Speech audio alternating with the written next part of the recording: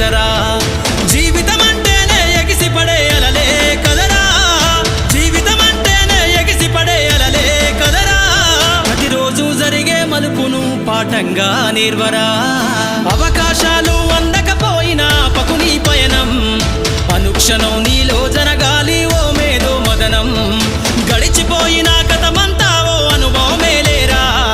కదిలే కాలంలో పునాది మెట్లుగా చేర్చరా